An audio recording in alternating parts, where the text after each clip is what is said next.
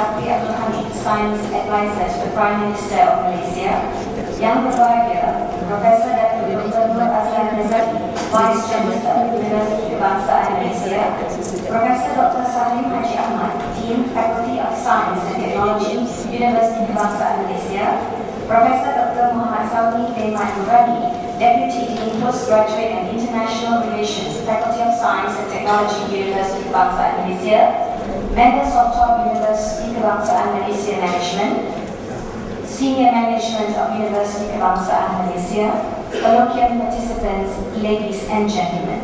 Assalamualaikum warahmatullahi wabarakatuh and a very pleasant morning. As this auspicious ceremony, I now call upon Mr. John Lukmanul Hakim Don Biedi, postgraduate student from Marine Science Program, to recite Dua. Bismillahirrahmanirrahim. Alhamdulillahi rabbil alamin wassalatu wassalamu ala asyrafil anbiya'i wal mursalin wa ala alihi wa sahbihi ajma'in. Allahumma ighfir lana dhunubana wa liwalidina warhamhum kama rabbawna shighara wa li jami'il muslimina wal muslimat wal mu'minina wal mu'minat wal mu'allimina wal mu'allimat al ahya'i minhum wal amwat bi rahmatika ya arhamar rahimin. Allahumma iftah lana abwab al-khair wa abwab al-barakah wa abwab al-ni'mah wa abwab al-rizq wa abwab al-quwwah wa abwab al-sihah wa abwab al-salam wa abwab al-afiyah wa abwab al-jannah. Rabbana alayka tawakkalna wa ilayka anabna wa ilayka al-masir. Rabbana hab lana min azwajina wa zurriyyatina qurrata a'yun waj'alna lil muttaqina imama. Allahumma la sahla illa ma ja'altahu sahla wa anta taj'alul hazna sahla idza syi'ta sahla. Rabbana atina fid dunya hasanah wa fil akhirati hasanah wa qina azaban nar. Sallallahu ala sayyidina Muhammad wa ala alihi wa sahbihi wa barik wa sallim walhamdulillahi rabbil alamin. Thank you, Mr. John Lukmanul Hakim, for the dua recital. Without further ado, I would now like to invite Professor Dr. Nur Azlan Razaki, Vice Chancellor, Universiti Kebangsaan Malaysia, to present his welcoming speech. Terima kasih, saudari pengurusi majlis. Bismillahirrahmanirrahim. Assalamualaikum warahmatullahi wabarakatuh dan selamat pagi. Yang berbahagia Profesor Emeritus Datuk Seri Dr. Zakri Abdul Hamid, Penasihat Sains Yang Amat Berhormat Perdana Menteri. Yang berbahagia Profesor Dr. Sharif Ahmad, Dekan Fakulti Sains dan Teknologi, Timbalan Dekan, pengurusi pusat dan ketua-ketua program, ahli-ahli akademik, para profesor, pesuruhmaja dan para pensyarah, para pelajar siswazah Fakulti Sains dan Teknologi, serta hadirin dan hadirat yang dihormati sekalian. Pertamanya saya banyak syukur dan berbangga pada pagi ini kerana kita dapat bersama-sama menghadiri kolloquium siswazah FST yang ke-14 yang menjadi salah satu kolloquium tahunan anjuran Fakulti Sains dan Teknologi. Saya mengucapkan tahniah kepada jawatan kuasa penganjur di atas kejayaan menganjurkan kolloquium ini. Saya yakin kolloquium ini mampu memperkasakan peranan pelajar siswazah dalam meningkatkan kecemerlangan penyelidikan di FST. Saya juga mengambil kesempatan ini untuk mengalu-alukan kedatangan Yang berbahagia Profesor Emeritus Datuk Seri Dr. Zakri Abdul Hamid, yang kita semua tahu adalah seorang yang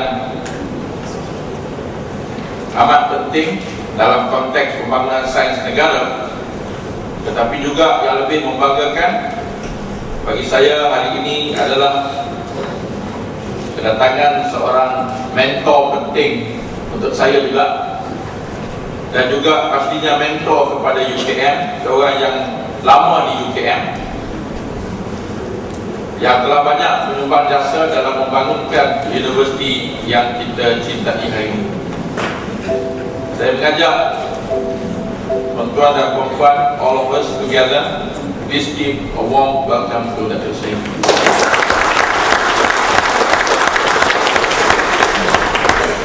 Hadirin sekalian, bagi meneruskan ucapan ini, izinkan saya menyampaikannya dalam bahasa Inggeris. Ladies and gentlemen, on behalf of UKM, I would like to welcome all of you to this university, as well as acknowledge all the guests and participants for their interest in being part of this exciting colloquium. UKM has been continuously contributing in the development of science and technology, both academically and scientific research, through successful graduates and remarkable research publications over the 4 decades of establishment.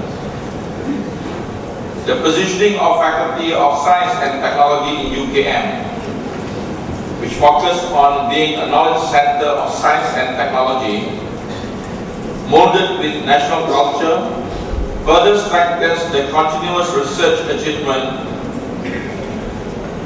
in UKM. At UKM, we continuously ensure our dedication for research and development of cutting-edge science and related technologies, achieving the nation's vision in the development of science and technology for the country. In order to train students to be science and research-minded, Faculty of Science and Technology has taken the initiative to organize the FST Graduate Colloquium as an annual event. In fact, this is we are in year 14 of organizing this event. Congratulations. This colloquium is one of the best medium for the training of graduate students to do their scientific presentations and improve their understanding in areas of expertise. Through this colloquium, students are able to discuss and resolve issues that may arise during their research. The colloquium also provides an opportunity for lecturers and students to interact openly in presenting ideas and give constructive criticism. In addition, this program will improve the value added in the students in line with the government's desire to produce the best talent for their research, as well as publishing their manuscripts in the AIT proceeding.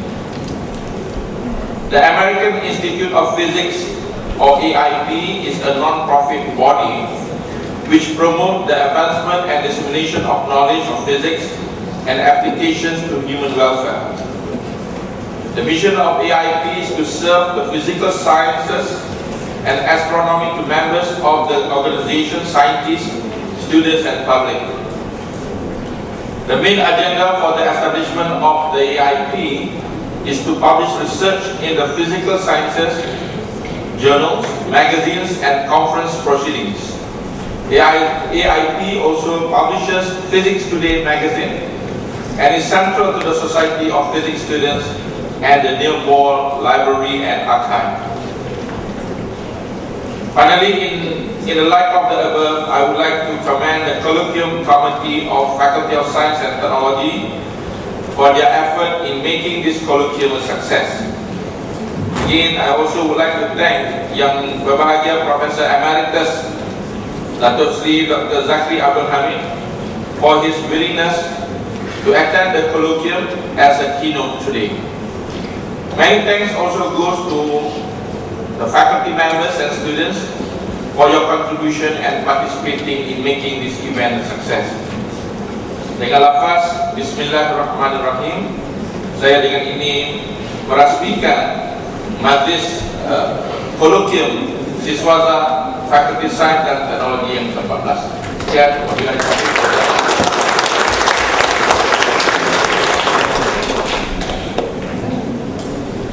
Bismillahirrahmanirrahim.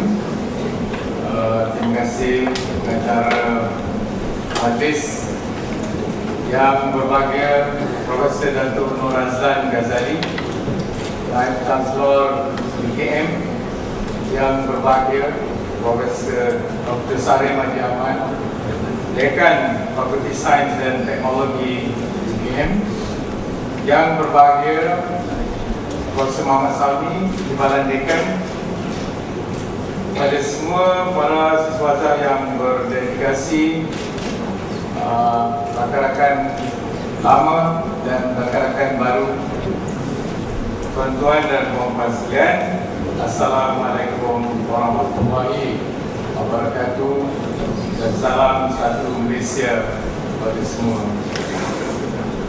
Terlebih dahulu izinkan saya mengambil kesempatan untuk merakamkan ucapan penghargaan dan terima kasih kepada Fakulti Sains dan Teknologi yang sudi menjemput saya untuk menyampaikan ucap pertama pada kolokvium Suasana Fakulti Sains dan Teknologi ke-14 yang diadakan pada hari ini dengan tema penyelidikan siswaza meneroka perbatasan ilmiah. Saya kurang arif dengan siri postgraduate colloquium ini kerana kalau ini kali ke-14, ini bermakna dia dimulakan pada tahun 2001 ya. Itulah masa saya tinggalkan tanah air untuk bertugas di bangsa-bangsa bersatu di Tokyo. Jadi kalau saya kurang arif itu, saya mohon maaf. Yang kedua ini tadi, saya dah lama tidak masuk kampus ini. Bila kita tentang Fakulti Sains dan Teknologi ini, secara otomatis saya terus pergi ke Dewan Anwar Mahmud. Saya tengok lengang betul ni. Kerana masuk kelas saya pun kata Dewan Anwar Mahmud. Saya dia bagi tahu sebulan dulu kan. Telefon Cik Zakwan, kawan saya, dia kata di Dewan sini kan. Dulu kawasan ni sangat, kalau Pak Numbi tahu tu, hutan kan sini. Jadi itulah juga menunjukkan betapa pesatnya perkembangan di UKM ini. Dan untuk itu saya ingin merakamkan tahniah kepada semua rakan-rakan dan juga ingin mengucapkan selamat maju jaya kepada Naib Chancellor yang baru untuk menerajui Universiti Kebangsaan yang agung ini. Saya rasa kolokvium hari ini adalah satu perkembangan yang baik yang cuba menerobos daripada universiti yang kebangsaan PR-nya selama ini untuk lebih luas lagi skop pengajiannya. Jadi dalam konteks itulah juga dengan izin ya, saya ingin memberikan ucapan ini dalam bahasa Inggeris. Jadi selalu kalau kat UKM masuk je kampus tu, saya dah berfikir dan cakap dalam bahasa Melayu. Tapi saya juga difahamkan sekurang-kurangnya ada 30% daripada pelajar siswaza di UKM ini daripada warga negara luar daripada Malaysia. Ya. Ladies and gentlemen, the world that we live in today and the world of tomorrow is and will be quite different from the world some of us knew in our younger days. 12 years into this new century, the world is slowly recovering from a severe financial crisis. Food security, climate change, and health inadequacies are rising up on the international policy agenda. And countries such as China, India, and Brazil are reshaping the economic and political landscape. Ladies and gentlemen, the world is undergoing a new industrial revolution, the knowledge revolution. As you can see from this PowerPoint, is the situation for Malaysia. That's the state of our development through the years. When at the beginning of independence, we are an agriculturally based economy, which have graduated into a production-based economy, and today we are on the cusp of a knowledge revolution. A knowledge revolution fueled by the pace of technological change. R&D is at the heart of this development, and it is a key to future progress for any nation. Ladies and gentlemen, in a speech at Harvard University on September 6, 1943, Sir Winston Churchill delivered a punchline which still reverberates today. And he said, "The empires of the future are the empires of the mind." Maknanya dalam bahasa Melayu, empire masa depan adalah empire minda. Empire minda, ya. Indeed, if one takes a quick look at the history of nations, the affluence amassed by many countries since the Second World War is clearly due to the high knowledge and skills of their citizens. So you can also see countries like Japan, South Korea, Germany, all those countries which arose from the rubble of the Second World War, their strength is based on the power of knowledge. As someone said, strong nations need strong science. Strong nation needs strong knowledge. It is not your natural resources, but your mind resources. So ladies and gentlemen, in the changing global landscape, we'll see that STI are becoming increasingly global, with more scientific activity taking place in many countries, cities and institutions than ever before. At the same time, growing global collaboration is making this activity increasingly interconnected. So that is again one of the reasons why I think UKM is on the right track, Vice Chancellor, of opening up your graduate school not only to the best of Malaysia but also the other countries. Continued growth in worldwide research spending and the development of easier and faster ways to collaborate means that this trend looks set to continue. Need networking. Okay. As you know, the league tables of science, so long dominated by the scientific superpowers such as the US, Western Europe, and Japan, are in flux.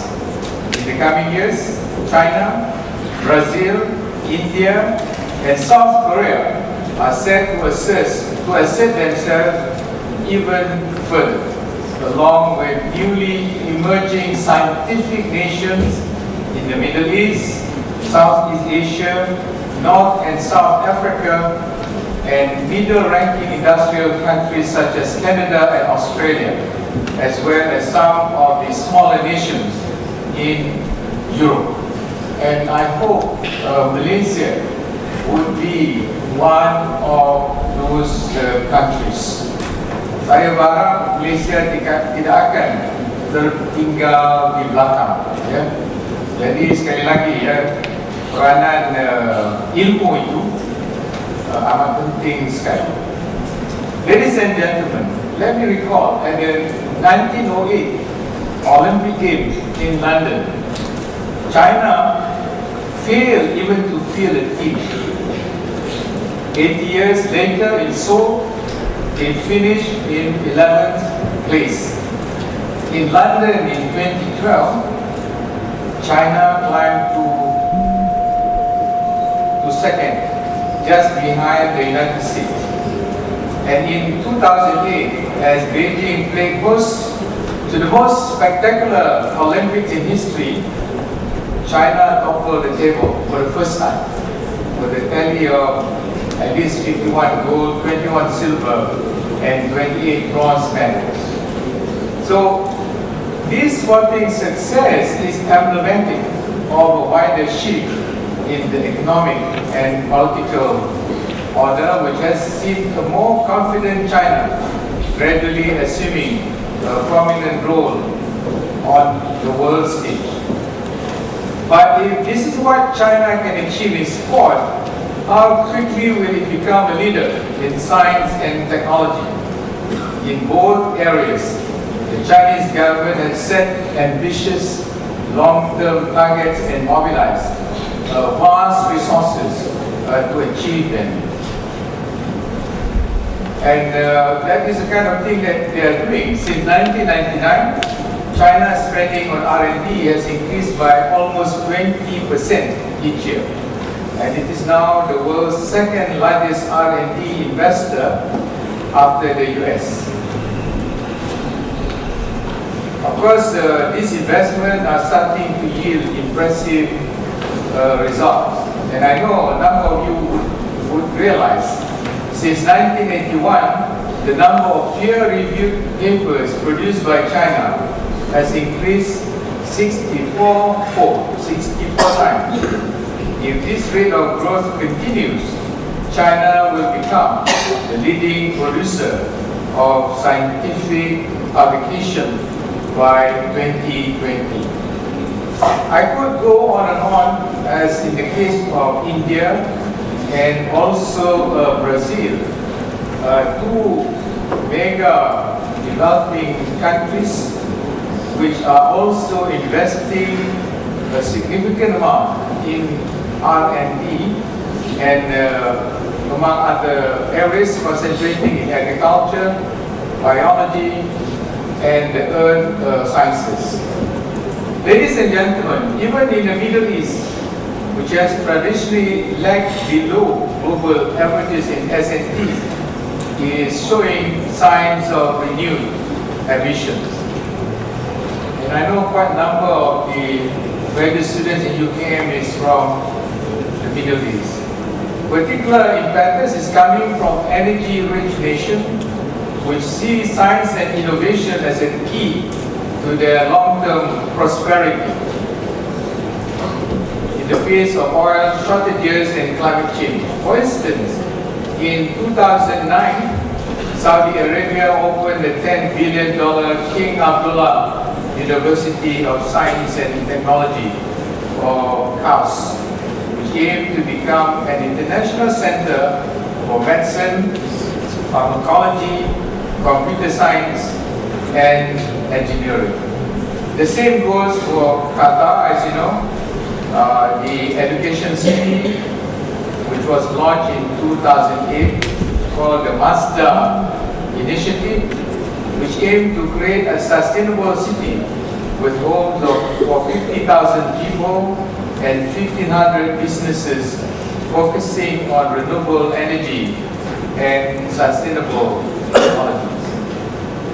So you can see that there is an increased recognition of the role that science can play in driving economic development, in addressing local and global sustainability. So it is also in that context why Malaysia is giving an emphasis on STI and R&D. This graph here illustrates to us the positioning of countries on R&D, and the contribution of Malaysia to its own R&D is so small that I couldn't see it from here. Can you imagine that? And you can see here also, those countries that are progressive are always underpinned by a strong R&D program. All the same, our country Malaysia towards the lower left of this graph is spending about 1.07% of its GDP to R&D, which is still quite significant if you compare to the rest of the developing world, which on average is spending very much less than 1%. In fact, among the OIC countries, Organization of Islamic Conference countries, Malaysia, notwithstanding with that kind of situation, is one of 2 stars in the Islamic countries, Turkey and Malaysia. Turkey, which is also spending about 1% of its GDP on R&D. So, with that background, and given the current initiative of the Prime Minister with its new economic model baru economy, Prime Malaysia, People First, Performance Now, and also the emphasis on many of those programs anchored by Pemandu. You'll see from here, how do you get to be the high-income society by 2020, but at the same time remaining inclusive and sustainable. For the time being, those numbers flagged by Pemandu, and Dr. Razlan is an expert on economics, we would agree that that is good. But to be sustainable, in particular, beyond 2020, we need something else. And that something else is how science, technology, and innovation, or in the words of the OECD industry, should be the underpinning as an engine of economic development for our country. We must eventually ensure that STI can play that role to take our country beyond 2020. In that context, the Prime Minister on November 1st this year, and I'm sure quite a number of you are not aware of it, has launched the Science to Action, or S2A, initiative. We strongly believe that the successful implementation of our many science, technology, and industry programs will depend heavily on a close understanding of the role of STI. Let's look at this STI. Maybe before that, I must share also with you that the situation in Malaysia is not that healthy, as you know very well. One, the investment on R&D is small, it's about 1.07%. Secondly, notwithstanding that we recognize that knowledge and skill are crucial to the success of the national economy, the backdrop for that is not encouraging. And one of the main reasons for that, if you look at this diagram again, the level of technological preparedness, the level of skill or knowledge that we have in this country are still very low.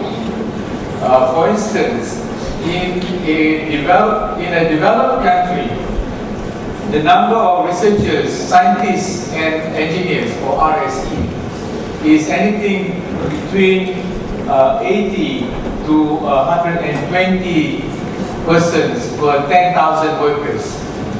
In Malaysia, the number is about 58 persons per 10,000 people. So you can imagine the problem that we are in. Can we graduate to 80 people or 100 people within 7 to 8 years? Maybe that's quite a challenging thing. Secondly, the question of STEM. This is science, technology, engineering, and mathematics. In the rankings, as you know very well, even though those are targets in the National Education Plan that we transform into a top scorer in PISA and some of the other benchmark here, but we are nowhere that level at this time of our development. You can see from this figure here, don't compare ourselves with Singapore. We are also left behind by countries like Thailand and increasingly like Vietnam. Maknanya keupayaan kita dalam sains, teknologi dan matematik itu amat rendah sekali. I was also informed that, and I'm sure you agree with me, the number of science students entering university is also very small comparatively. So with that kind of scenario, it's a scary one, you know. Those benchmarks are not up to par as our country is going. So the Prime Minister has instructed me to develop and anchor the Science to Action initiative. It has been endorsed by the Economic Council and also by the Cabinet. Just last slide, the previous slide. It is not for one thing, for lack of interest or commitment in R&D. You'll see here, there's a scrambling of donors that will provide funding for R&D. It ranges from those entities in MOSTI, and here there are quite a number, and also from the Ministry of Education, in particular those money given to research university. But the point is, their focus is lacking, and interest is siloed, is so fragmented that the impact would be quite small. For example, here we see less than 5% of public R&D projects funded have been commercialized. So when Kadam like me meet the Prime Minister, these are the kind of questions that you ask. Well, we have been disbursing billions of money, right? Where's the product? And I think you all in the university, in particular UKM, knows this very well. Of course, we also understood that R&D shouldn't be translated into product immediately. We also realized that basic R&D is important. we also realize that when you say there's an emphasis of science, that would also include the social sciences and economics and all the others, including humanities. But the fact remains that this has not been realized into a tangible product. So the science to action next. Here's another statistic for you. Malaysia's score on pillars of competitiveness in those years, and instead of improving on the Global Innovation Index from number 28 in 2009-2010, we have regressed to number 32. And so are the other indicators, So it's very troublesome. Next. And what is very telling on the need to buckle up on our preparedness on the human resource is this kind of figures. Again, we take the Republic of Korea as an example. And we compare two countries, Korea and Argentina, through the years, the GDP per capita growth. And from this figure is very telling. When Korea started to embark on focusing on its human resource capacity, the amount of development is really a quantum leap. And Argentina is still in the doldrum. Our country, Malaysia, now is really like what is depicted here for Argentina.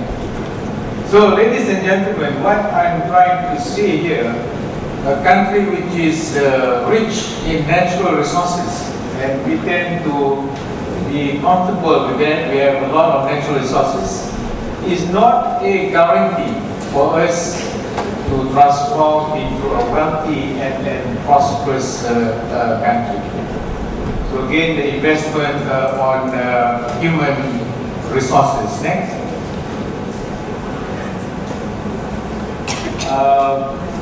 Just to summarize, the objective of the Science to Action initiative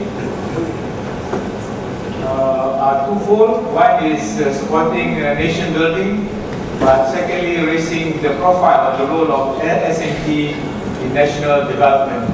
So the instruction of the Prime Minister are those three bullets down there.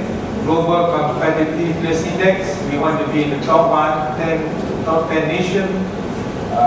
Global Innovation Index, and GDP on R&D increasing to 2%. So Dato' Nur Azlan, those are also my KPI. If I don't get that, I'll be looking for a job in UKM. Okay, next. So there are really three thrusts here of the Science to Action initiative. One is science to governance. This one here is really to improve on how we manage STI in this country. We argue that STI is not the purview of just one ministry, mostly, but other ministries. And as you also realize, the Ministry of Education is also very steep in STI through its R&D program. We can also include the other ministries, agriculture, health, green technologies, and so on. So in the science to governance area, what we like to have is to establish in due course very soon a research management agency, something like the National Science Foundation in the US or A-STAR in Singapore, where this one-stop center would facilitate how R&D funding is being disbursed. So we hope also to give advice on how those R&D funding, for instance, at the Ministry of Education now, can be subjected to the priorities set by the country. Now, 9 priority areas which we have established. The National Science Foundation would also have its umbrella body now under a new setup called the National STI Council. The National STI Council is going to be chaired by the Prime Minister. It's similar but bigger than the old MPKSM. And this is also to ensure that there is coordination. Right now, you realize that the PM chaired 9 different councils, from aerospace to rail, to biotechnology, to ICT. And sometimes he only meets once a year. So he said, he want to chair only one council, the big one, but the others will come under his umbrella. And we hope with that, governance of science in this country would be more manageable. The second thrust is science to well-being. And this is a very important point because if you talk among academics and scientists, this element is quite missing. But if you talk to the politicians and geopolitical masters, when you talk about science, they are interested in 2 things. One, can you create jobs for the Raya? That is very important. They wanted to know how many jobs can you create. So jobs, jobs and jobs. Pekerjaan. Secondly, they also wanted to know what can STI contribute to wealth, prosperity to the rakyat again. Yeah. So that kind of thing is positioned here in science to well-being. We'll be developing a number of projects over there. But at the heart of it is to ensure that our people, in particular the younger generation, is well ahead in the field of STEM, science, technology, engineering, and mathematics. We are also looking at many possibilities for the youth. I was informed those that didn't get to tertiary education each year from the SPM dapat berapa ribu?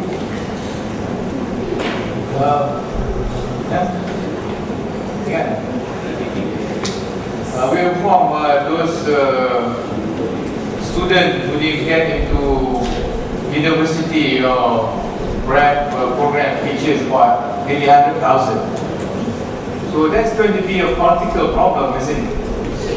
So the PM has instructed me to look at projects that will create jobs or skills for these students which are not able to enter university. So some of the prospects that we are doing is looking at how through MARA, for instance, there would be programs for them to be trained in a highly skilled job in the, say, aerospace industry or the marine industry. So there's a lot of possibility there. And the third one is science to industry. The focus is to establish an innovation culture and strengthen the capabilities of industry to generate new wealth. This is also very problematic in this country. If you look at progressive countries, Korea, Japan, or the US in particular, or Germany, they are very innovative. In the US, in the Silicon Valley culture, there's this mantra, innovate or die. Either innovate or die. Berinovasi atau maju. Yeah? You can see in California how many companies have transformed themselves through innovation to develop new products. But in our country, ranging from the top GLCs, I already mentioned names here, to the SME, those companies are more interested in the bottom line. If you are in the palm oil industry, you are interested in trading crude palm oil. Or if it is in petroleum and gas, crude petroleum. But the real money are those that can generate added value to those commodities. So, from the big companies to the smaller one, we are still in that state of mindset. They are not willing to innovate. I know one story of a Korean who jokingly told me, we bought your oil and gas at a cheaper price, then we send it back to you at a higher price. That kind of thing. But I talk to some of these captains of industries, their mentality is very strong. They say their concern is the bottom line. If they don't see the bottom, they will go for the line. Yeah, so that kind of thing. They are not willing to innovate. So if we have that state of mentality, we would forever be a developing country. Our mindset is not developed. Secondly, and this relates to you guys in the universities. From my experience lately, there's a lack of understanding of dialogue between the academics in the universities and the private sector. We know you win many medals, gold, silver, what have you, in many of these exhibitions all over the world. But the question is, are those products being used by the industry? By and large, they are not. So in a way, Vice Chancellor, there's something wrong. And I hope leading universities like UKM can take a relook about that. One of the things that need to be done is to have very early interaction with the private sector. I know in many universities, including UKM, they have a technology transfer office, and there's also agencies like KIM, which are in the business of trying to transform this R&D product into commercial goods, but it has not been that way. If I ask you, is there any product from the university that have been sort of blockbusters all these years? I think we could be in difficulty to name one. Yeah? So that is a very big challenge. Of course, there are already some steps in that direction. One project that I am involved in is the so-called Aerospace Malaysia Innovation Center. It's a public-private partnership comprising of industry, academia, and government. I think the academic partner here is UKM with its aerospace program, but I think other universities are welcome, including UKM. But we also have big players, Rolls-Royce and Airbus, and Mike, and also big aerospace company in Malaysia, CTRM. You know, the aerospace industry in Malaysia is quite fledgling in the sense they are contributing to the national economy. Do you know that some of our aerospace companies also make parts for the A380 and number of other jets? But one project that we are trying to do here under KMIC is try to find alternative to the current jet fuel, which is kerosene. how we are trying to extract compounds from microalgae, component of biodiversity which we are very rich in this country, and try to find an alternative jet fuel. Can you believe that? But we have the big boys like Rolls-Royce and Airbus behind us. With funding from the government and also from these companies, inshallah, I think we are getting somewhere. There is also one example of this science industry program of a public-private partnership. This is in Penang, the PRESS program. This is Center for Research in Electronics. Yeah?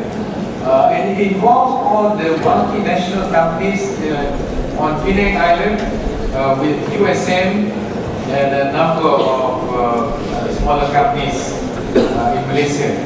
So that kind of culture we need to promote more. So those are the three elements in the science to action initiative. But just to conclude, I just want to say here, this S2K is going to be a mega program, and I hope to see the involvement of UKM in a big way, Dato. This is really the vehicle that the academic or scientific community has been trying for a long time. How could STI contribute towards the economic development of Malaysia? So under this new program, the Prime Minister has thrown that challenge to you, through me, to make it work. So I know I'm not alone in this. So just to conclude, ladies and gentlemen, I just want to say the Science to Action Initiative is a testament to the importance to reinvigorate science so that it is ready and able to face the economic challenge of making Malaysia a developed country. Secondly, Churchill's forecast almost 70 years ago that the nation's success would depend on the minds of its citizens would not have proven more true. It is a message that graduates or postgraduate assembled here must take to heart. Yeah? Your duties and tasks are by no means a small feat, from conducting research to discover the undiscovered, to molding the leaders and thinkers of tomorrow. Your presence is an asset to communities worldwide. So, ladies and gentlemen, I believe this colloquium, the 14th, is a step in that direction, and I wish all participants a fruitful and beneficial meeting of minds. So then, terima kasih sekali lagi, dan saya ucapkan ribuan penghargaan kerana menjemput saya ke UKM yang saya dah lama letak kaki hingga sesat pagi tadi. Tapi saya juga amat senang hati melihat ramai di pelajar-pelajar, rakan-rakan muda, tapi yang kurang muda dan juga yang senior ramai sini masih lagi gigih. Mungkin dia kurang muda dari segi fisiologinya, tapi dari segi minjanya sentiasa muda. Terima kasih. Assalamualaikum warahmatullahi wabarakatuh.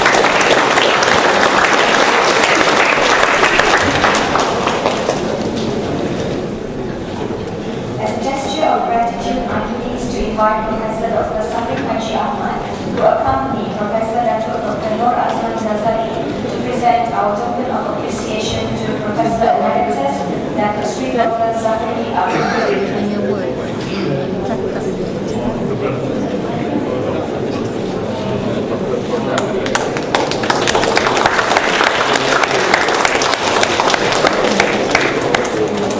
Thank you, Professor Dr. Nur Azman, for the presentation. I now